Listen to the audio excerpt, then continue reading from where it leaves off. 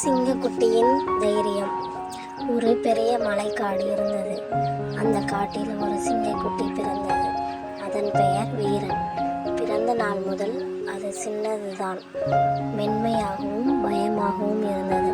மற்ற சிங்கங்கள் எல்லாம் குரல் கொடுத்தது, முழங்கும், வேட்டையாடும். ஆனால் வீரன் எப்போதும் ஒரு மூலையில் அமைதியா இருக்கும். அதனால மற்ற விலங்குகள் சிரிப்பார்கள். ஹாஹா, இதுதானா சிங்கம், இதுக்கு தைரியம் எங்கே? ஆனா வீரனுக்கு ஒரு கனவு இருந்தது.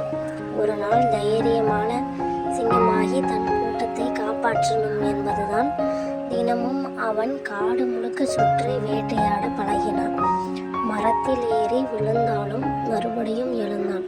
அவனோட மனம் ஒருபோதும் தளரவில்லை. ஒரு நாள் பெரிய ஆபத்து வந்தது.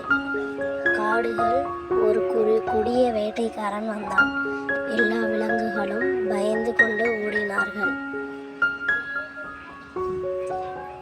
பெரிய சிங்கங்களுக்கே குண்டுகளின் சத்தம் பயமாயிருந்தது. ஆனால் அந்த சமயத்தில் வீரன் முன்னே வந்தான். அவன் சிறிய குரல் பெரிய குரலாக மாறி முழங்கினது.